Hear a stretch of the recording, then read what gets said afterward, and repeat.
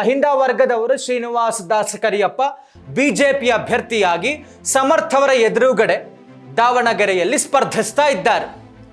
ಮೈತ್ರಿಯಲ್ಲಿರುವಂತಹ ಪ್ರತಿಪಕ್ಷಗಳಾದಂತಹ BJP ಮತ್ತು JDS ಬಹಳಷ್ಟು ಚರ್ಚೆ ಬರ್ತಾ ಇತ್ತು.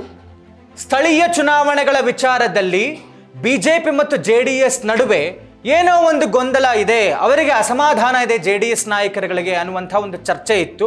ಮತ್ತು ಇಷ್ಟು ದಿವಸಗಳ ಕಾಲ ಎಲ್ಲಿಯೂ ಕೂಡ ಜೆಡಿಎಸ್ ನಾಯಕರು ಈ ಬಿಜೆಪಿಯ ಅಭ್ಯರ್ಥಿಯ ಪರವಾಗಿ ಪ್ರಚಾರಕ್ಕೆ ಬಂದಿರಲೇ ಇಲ್ಲ, ಎರಡೂ ಕಾನ್ಸ್ಟಿಟ್ಯೂನ್ಸಿಲೂ ಕೂಡ.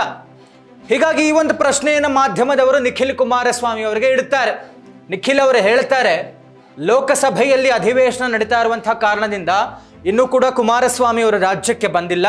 ಕುಮಾರಸ್ವಾಮಿ ಅವರು ಅಲ್ಲಿ ಅಧಿವೇಶನವನ್ನು ಮುಗಿಸಿ ರಾಜ್ಯಕ್ಕೆ ಬಂದಂತಹ ನಂತರದಲ್ಲಿ ಇಲ್ಲಿ ಪ್ರಚಾರದಲ್ಲಿ ಭಾಗಿಯಾಗ್ತಾರೆ ಅನ್ನುವಂಥ ಮಾತನ್ನು ನಿಖಿಲ್ ಕುಮಾರಸ್ವಾಮಿ ಹೇಳ್ತಾರೆ. ಹೀಗಾಗಿ ಜೆಡಿಎಸ್ನ ಕಡೆಯಿಂದ 40 ಸ್ಟಾರ್ ಪ್ರಚಾರಕರ ಲಿಸ್ಟ್ ಅನ್ನು ಬಿಡುಗಡೆ ಮಾಡಲಾಗಿದೆ. ಅಧಿವೇಶನವನ್ನು ಮುಗಿಸಿ ಕುಮಾರಸ್ವಾಮಿ ಅವರು ಬಂದಿದ್ದಾರೆ.